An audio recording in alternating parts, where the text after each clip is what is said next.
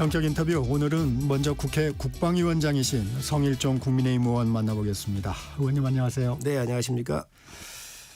어제 국방위원회에서 앙규배 국방부 장관 후보자 청문회가 있었는데 결국 자료 제출 문제로 파행됐습니다. 어떤 이유입니까? 네, 그렇습니다. 그 앙규배 후보자는 5선이세요. 그리고 5선 내내 다른 상임위를 안 하시고 국방위를 오래 하셨죠. 네. 그리고 인품이 좋으신 분이에요. 여야를 통틀어서 아마 안규배 후보자만큼 인품 좋은 분도 찾기는 어려울 거예요. 이 부분에 대해서는 뭐 네. 저희 상임위뿐만 아니라 여야 의원들께서도 다 인정하는 부분입니다. 그런데 네. 이제 국방부 장관을 가는 자리잖아요. 네. 청문회잖아요. 그러니까 그 병적 기록 같은 경우는 굉장히 중요한 가치를 가지시는 거지요. 갖고 네. 있는 거지요. 네. 왜냐하면 군 생활을 어떻게 했는지 그런 부분을 보자 이건데 병적 기록에는 어떤 부분들이 담깁니까? 거기에는 복무기간이라든지 네. 군 조사 기록이라든지 영창 입소 기록 네. 뭐 계급 이런 것들이 있죠. 그래서 아주 기초적인 자료라고 보시면 되지요. 네. 근데 병적 기록을 결국 안 냈죠. 안 냈지요. 그래서 이게 왜 문제가 어떤 문제가 있냐면 사실 그 많은 제보가 들어온 거예요. 다른 의원님들한테.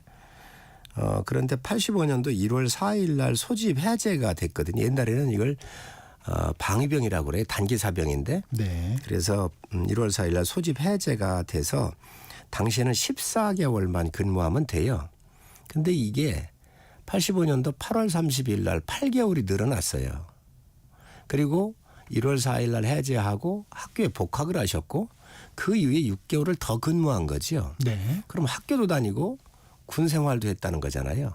이게 될 수가 없는 거예요. 양립될 수가 없죠. 그러다가 보니까 이거 병력 기록을 좀 보자 이렇게 된 거고 또 이게 8개월이 늘어났다 그러면은 당시 무슨 난리가 났을 거 아니에요. 뭐 지금이나 당시나 군대 더 오래 근무하라고 하면 누가 하겠어요. 그게. 네. 공부도 해야 되는데 그러니까 이게 맞지가 않으니까 도대체 이 이유가 뭐냐 이거를 이제 보여달라고 한 거지요. 근데 이건 개인 동의가 있어야 돼요. 본인의 네. 동의가 있어야 돼요. 개인 정보라서. 네. 그런데 이게 이제 동의를 안 해가지고 어제 파행까지 가게 된 그런 이유입니다. 안 후보자는 병무 행정의 오류다, 오히려 피해자다 이런 말도 하더라고요. 그럴 경우도 있을 수 있지요. 그렇기 네. 때문에 비공개를 제한한 거지요. 비공개로 오픈해라. 예, 비공개로 오픈을 해서 병무 행정에 이런 실수가 있었다든지 만약에 그렇다고 한다면 그 부분은 우리가 의원들이 비공개로 보고 그러고 나서 그 부분은 정리를 하겠다 이렇게까지 얘기한 거죠. 왜냐하면 12.3 계엄이 나고 나서 군에 많은 이 지휘관들이 지금 비어 있습니다. 자리가. 네. 그래서 어떤 부처보다도 빨리 장관을 임명하는 게 좋겠다 이렇게 저희 당에서는 생각을 한 거고요. 그리고 어제 요걸 열람을 해가지고 문제가 없으면 어제 바로 인사청문 보고서를 채택을 하려고 그랬습니다. 네. 그것은 뭐 우리 당 의원들이 다 동의를 했고 또 여당한테도 통보를 다 한 사실입니다. 그래서 빨리 할 수 있도록 요 부분을 병무 기록 부분을 비공개로도 빨리 열람을 하자 이렇게 제안했던 거죠. 근데 여당에서는 일단 내지를 않았어요.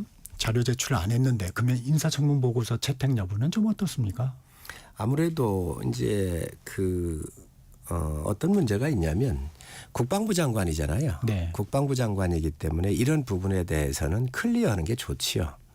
어제 우리가 회의하면서 그런 얘기를 했습니다. 만에 하나 우리가 동의를 해서 넘어갔다고 쳐도 또 이러한 부분에 대해서 다음에 문제가 튀어나왔을 때 어떻게 국회의원들이 검증을 했냐라고 하는 큰 책임의 문제가 있기 때문에 이 부분은 꼭 확인을 좀 하고 가자 이렇게 의원들의 의견들이 있었죠. 청문회 내용 좀 살펴보겠습니다. 앙규배 후보자 문민 국방부 장관의 최우선 과제로 불법 비상계엄에 관해서 신상 필벌을 통한 군대 재건을 꼽았습니다. 12.3 내란 관련자, 내란 혐의 관련자 엄정 대응 방침 어떻게 평가하세요?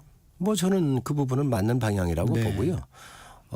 계엄에 가담을 했거나 문제가 있으면 그건 반드시 그거는 뭐 처벌을 하고 네. 군의 기강을 좀 바로 세워야 되겠죠. 정치적 중립이라고 하는 측면에서. 그런데 군이라고 하는 것이 그냥 단순하게 명령을 수명만 했다고 한다면 그 부분은 또 다른 문제거든요. 군인의 역할로서 충실한 거예요. 명령을 받아가지고 임무 수행을 한 거잖아요. 이런 부분에 대해서는 선처를 해야 된다. 그리고 불이익이 있어서는 안 되겠다라고 상임위에서도 여러 차례 저는 요청을 한 적이 있습니다. 네. 그래서 이 부분은 두 가지로 분류를 해서 분리를 좀 해야 그래서 된다. 명령을 수명한 순수한 군인 같은 경우는 보호를 해야 되고 또 이 부분에 대해서 책임을 물어야 되는 책임 있는 자들은 반드시 책임을 져야 되겠죠.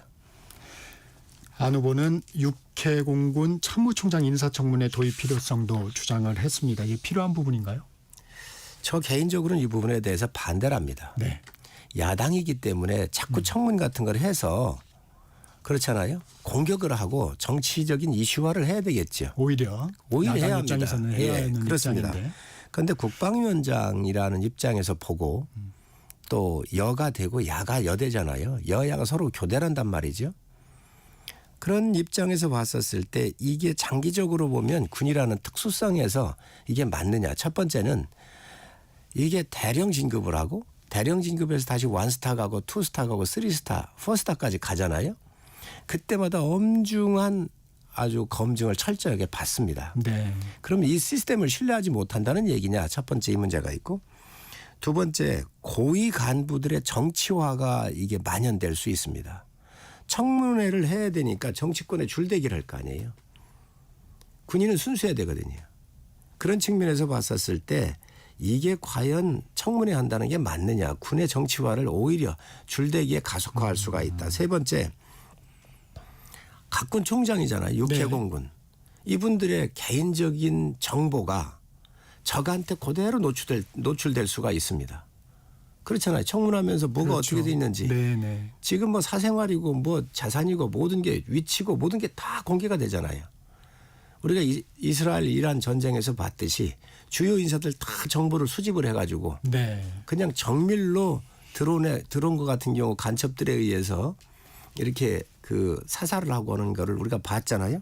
그런데 정말로 이러한 부분에 있어서 우리가 굉장히 유념해서 봐야 된다. 그래서 저 개인적으로는 이 3군 총장 정치적인 자리인 장관은 모르겠으나 이러한 군을 통솔하고 김일성에 요구될 수 있는 이러한 총장들까지 청문회 세워서 모든 정보가 나가는 것은 국가적으로 바람직하지가 않다고 생각을 합니다. 안 후보자 9.19 남북 군사합의 복원이 단계적으로 필요하다는 입장도 밝혔습니다. 거기에 대해서는 어떤 의견이세요? 어제 이 부분에 대해서 집중적으로 제가 또 물었지요. 네. 다른 의원들께서도 물으시고. 근데 북한의 김정은이 적대적 이국가론을 얘기를 했잖아요. 네. 이제 대한민국이요. 같은 동포가 아니에요. 적국이에요. 그렇잖아요. 북한에서는 그렇게 규정을 그렇습니다. 이제는 외교 관계만 남은 거예요. 그렇기 때문에 이 9.19 군사합의는 이미 다 파기된 거지요. 그리고 이게 굴종적으로 지금 맺어진 거란 말이죠. 그렇잖아요. 우리의 위에 있는 감시자산 내려놨고 GP 같은 경우도 폭파할 때 비례성으로 한다는데 북한은 다 이게 위장을 해가지고 지하실은 폭발을 안 했잖아요. 다 감사원에서 나왔고 지금 복구가 다 끝났거든요. 우리는 지금 복구할 수가 없어요. 그렇잖아요. 또 지금 백령도나 이런 쪽에서 훈련을 하고 있는데 지금까지 한 130억 정도가 들어가는 돈을 우리가 필요 없는 돈을 지불해야 했습니다. 왜냐하면 거기에 큰 무기들이 있잖아요. 네. 이런 무기들을 배로 싣고 나오고 또 거기에서 육상 시험장까지 가야 되니까 수백 킬로를 갔어요. 이런 비용들이 어마어마하게 지금 들어갔던 것이죠. 그래서 지금 적대적 이국가의 논을 북한이 주장을 해서 적국으로 규정을 했는데 이게 일방적으로 우리가 복원한다고 하는 게 이게 맞겠습니까? 그런 문제를 지적해 주시는군요. 안규백 후보자 북한을 우리의 적이라고 했습니다. 국방백서에도 글이 돼 있죠. 그런 부분에 대해서는 안규백 후보자의 단호한 안보관을 볼 수 있었습니다. 정동영 통일부 장관 후보자는 북한이 주적이라는 데 동의하지 않았습니다. 위협이라고 했는데 이는 좀 어떻게 들으셨습니까? 위협과 주적이 어떻게 틀리죠? 위협을 지금 북한만 하고 있습니까? 아니 주변국에 있는 중국을 비롯한 다른 나라는 우리 위협 안 하나요? 스파이들 다 풀고 정보 수집하고 모든 걸 지금 하고 있지 않습니까? 위협과 주적이 아니라 위협이라고 하는 것 자체가 굉장히 위험한 발상입니다. 통일부 장관이기 때문에 뭐든 풀어봐야 되겠다라고 하는 네. 그러한 마음은 이해할 수 있을지 모르겠으나 현실을 정확하게 봐야지요. 그 현실에 인식하에서 어떻게 풀 거냐를 고민을 해야지. 아니 위협 상대가 지금 북한뿐이냐 이거지요. 그리고 분명한 것은 주적이 맞습니다. 아니 적대적 이국가론을 얘기를 했잖아요. 이 적대적 이국가론이 얼마나 무서운지 모르시죠. 이거는요. 북한에 예를 들어서 변고가 있거나 했었을 때 중국이 자기 땅이라고 얼마든지 들어올 수도 있는 거거든요. 그렇지 않습니까? 우리가 헌법적으로 우리 영토예요.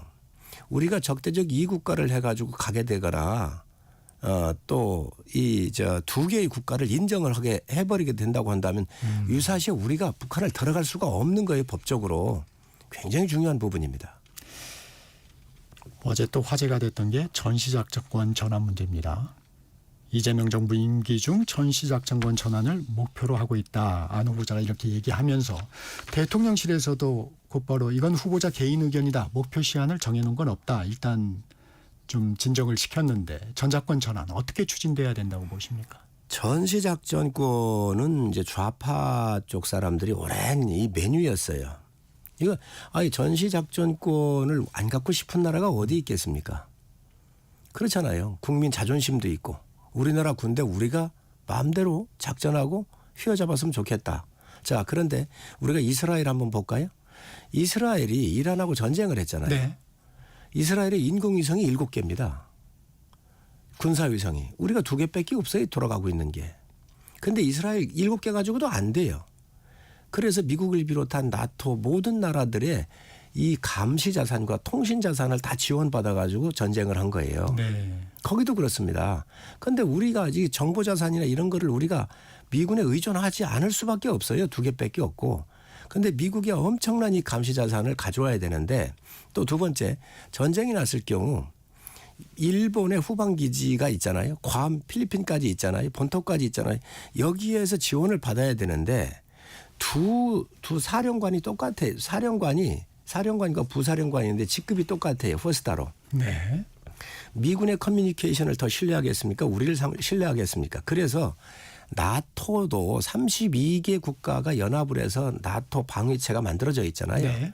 거기에도 지금 현재 사령관이 미군입니다. 그러면 핵을 갖고 있는 영국이나 프랑스 같은 나라에도 뭐 국민 자존심이 없어서 그 부분을 미군한테 사령관을 맡기겠습니까? 이 군사 문제, 생존 문제는요. 죽고 사는 문제예요. 우리가 부족하면 채워야 되는 거예요. 우리가 충분하고 우리가 자체적으로 할 수 있으면 그걸 하는 것이죠. 그래서 자주국방을 동맹 없이 하는 나라가 주로 핵을 갖고 있는 나라들이지요. 그러니까 우리는 북한 핵이 있잖아요. 우리는 핵이 없습니다. 그렇기 때문에 더더욱 이런 부분을 신중해야지요. 그래서 이걸 간단한 문제로 보시면 안 되는 거예요. 그리고 전시작전권을 우리가 인수를 해오면 어떤 문제가 있느냐. 양안 문제가 있어요. 대만과 중국의 문제. 그렇잖아요. 이게 미군의 유연성이 굉장히 확보가 되는 거예요. 우리가 지금 현재 전시에 작전 통제권을 한국군이 갖고 있으니까 미군의 책임이 좀 떨어질 거 아니에요. 그러니 미군을 빼가지고 얼마든지 이 바깥으로 이동을 시킬 수도 있다. 이런 여러 가지를 보고 우리 민족의 번영이나 생존과 관련되는 장기적인 관점에서 가서 봐야지 이게 자주권이라고 하는 하나의 측면만 봐서는 안 되는 거예요. 그렇기 때문에 이게 굉장히 중요한 문제입니다. 복합적인 고려가 필요하다는 말씀이시고요. 그렇습니다. 그래서 이런 부분들을 이게 단순하게 볼 게 아니라 자존심 또 이게 반미에 대한 어떤 민족 자존심으로 갈 수 있는 문제가 아니다라는 것이죠. 마지막으로 앙규백 후보자 새 정부 안보수장으로서 물론 자료 제출 문제도 있었지만 기대와 우려가 있다면 말씀 주시면 어떻습니까? 아무래도 이제 기대는 그동안 다 현역 군인들이거나 네. 이런 분들이 좀 하셨었지요. 네. 이제 그러다가 보니까 민간인이 하면 좀 어떠냐라고 하는 또 민간인 시각에서 한번 국방을 바라보고 새로운 개혁할 수 없을까 이런 부분들이 있는 거 사실입니다. 또 풍부한 의정 경험을 통해서 원만하게 잘 할 수 있을 것이다라는 기대도 좀 가지고 있는데 지금 현재의 현안은 이런 병적 기록 문제입니다. 그래서 이런 부분들은 청문회가 끝났지만 파행으로 끝나긴 했지만 뭐 여야가 합의를 해서 충분히 이해할 수 있는 부분이 열람을 통해서 이루어진다고 한다면 아마 그 어느 때보다도 이 부분은 축복받으면서 출발도 할 수 있겠다는 생각을 하고 있습니다. 다른 청문회도 좀 여쭤보겠습니다. 지금 강선우 여성가족부 장관 후보자가 많은 논란에 휩싸이고 있는데 이 부분은 좀 어떻게 보고 계십니까? 강선우 장관은 제가 볼 때 이제 45명인가 이렇게 부자진을 바꿨다는 거잖아요. 네. 근데 뭐 여러 가지 일들에 대한 사례들을 얘기는 하고 있지만 본질적으로 약자에 대한 배려를 늘 민주당이 주장해 왔지 않습니까? 근데 국회의원이라고 하는 것은 보좌관들이 있는데 동료예요. 동료입니다. 보좌진들이 잘 해주어야 국회의원이 빛이 날 수 있잖아요. 네. 그런데 이제 그런 거에 대한 인간적인 섭섭함들이 이게 존중의 대상이고 배려의 대상이 아니라 또 애정으로 혼을 내더라도 그 혼내는 말과 마음 속에는 애정이 느껴지느냐 안 느껴지느냐 이런 부분들이 우리 보좌관들이 다 보고 있습니다. 이런 부분들에 대한 배려가 없기 때문에 제가 볼 때는 좀 이게 굉장히 뜨거운 부분 아닌가 생각을 합니다. 어제 권오을 국가보훈부 장관 후보자 청문회도 있었습니다. 혹시 관심 있게 보신 내용이 있으셨나요? 우선 권오을 후보자가 지금 아주 뜨거워졌지요. 그런데 이분은 정치인이세요. 네. 그러면 정치할 때 상임위 같은 데서 네. 전문성을 쌓을 수가 있습니다. 그렇잖아요. 왜냐하면 국회의원이라는 것은 업무 전반적인 것을 보고를 받고 질의를 하기 때문에 공부를 그만큼 해요. 실무자만큼은 못하더라도. 그런데 이분은 보훈의 전문성이 전혀 없는 거예요. 군과 관련도 없고 또 보훈 가족도 아니고 그 어떤 것도 없는데 정말 보훈이 아니라 이분은 보은을 한 거지요. 네. 이 정권 창출에 기여했다 해서 보은을 했기 때문에 이 보훈 가족들이나 여러분들한테 이게 인정을 못 받고 있다고 생각을 하고 두 번째 이제 그 특히 그 TK 쪽의 그 의원들한테 평가를 받는 게 대표적인 철새 정치인이다. 네. 그래서 처음에는 민주당으로 국회의원이 되셨거든요. 한나라당, 바른미래당, 민주당으로 또 갔단 말이지요. 그리고 그 저희 당 같은 경우에서는 3선의 국회의원을 하기도 했지만 야인 시절이었을 때 국회 사무총장 장관급에도 가셨었던 분이거든요. 네. 그러다 보니까 이 아주 대표적인 철새 정치인이라고는 비난이 있고 또 너댓 곳에서 동시에 이렇게 급여를 조금씩 또 받으셨더라고요. 네. 사실 뭐 한두 개도 아니고 이렇게 많은 곳에서 받는다고 하는 것은 어떤 일이든 이름만 얹혀놓고 받은 스폰서 인생이라고는 대표적인 이 케이스가 되잖아요. 그렇기 때문에 이런 부분들이 아마 그 공격의 포인트가 됐고 본인이 방어하기가 어려운 부분이 아닌가 생각을 합니다. 특검 이슈로 넘어가 보겠습니다. 이 국방 분야도 관련이 있는데 내란 특검팀에서 평양 무인기 투입 의혹과 관련해서 드론 작전 사령부 등 군사시설 대상으로 압수수색을 진행을 했습니다. 이 외환 혐의 수사가 본격화되는 모양새인데 이 상황은 좀 어떻게 보고 계십니까? 이게 수사잖아요. 어떻게 이런 자세한 작전의 개요와 위치, 날짜, 숫자 뭐 이런 바깥으로 나오면 안 되는 것들이 어떻게 이렇게 나오냐는 거예요. 이 우크라이나 전쟁, 러시아 우크라이나 전쟁, 또 이스라엘 하마스를 비롯해 이란 전쟁하면서 드론이 얼마나 중요한지 알고 있지 않습니까? 세상에 드론의 형태까지 말이죠. 이거는 그냥 실시간 방송, 국가 이게 기밀일 수도 있습니다. 굉장히 중요한 부분입니다. 이런 것들이 수사하더라도 정말로 은밀하게 이루어지고 이런 부분을 이게 어느 정도 지킬 선을 지키고 가야 되는데 이 국가의 기밀 사항들이 막 나오고 있습니다. 두 번째, 형법 92조에 보면은 외환죄는 외국과 통보를 해야 돼요. 네. 북한이 외국입니까? 그래서 이제 일반 이적제를 적용하는 모양입니다. 아닙니다. 여기 북한은 외국이 아니고요. 우리가 미수복지입니다. 네. 그리고 북한하고 통모를 했습니까? 통모는 사전에 의견이 오고 가고 짜야 되는 거예요. 그래서 억지로 이것을 외환죄나 이런 거를 묶으려고 한다. 이거 이제 있을 수 없다고 생각을 하고요. 또 비례성 원칙이 있습니다. 비례성 원칙이 어떤 비례성 원칙이냐. 사드 기지를 촬영해서 넘어가다가 북한에 드론이 떨어졌잖아요. 네. 다른 곳에서 여러 번 연천 어디에서도 많이 이게 또 발견이 됐었잖아요. 그 밝은 대낮에 한강을 따라가지고 용산까지 다 침투해서 유유히 넘어갔잖아요. 그때 우리가 대응을 못했습니다. 헬기가 떴지만 그 대응을 못했습니다. 격추를 못 시켰다고요. 자, 그러면 북한이 우리 대통령실까지 다 아주 공개적으로 대낮에 하고 갔는데 우리 굴은 가만히 있어야 되겠습니까? 그러니까 우리가 가만히 있다면 북한이 뭐라 하겠어요? 이런 것들이 군사 작전인지 정말로 이게 의도가 있었는지 12.3 계엄을 하기 위한 의도가 있었는지 이런 부분들을 철저히 수사를 해야죠. 수사하는 거 반대 안 합니다. 만약에 계엄을 하기 위해서 정말로 민주당이 얘기하는 내란을 일으키기 위해서 했다고 한다면 천인공노할 일이죠. 수사를 해야죠.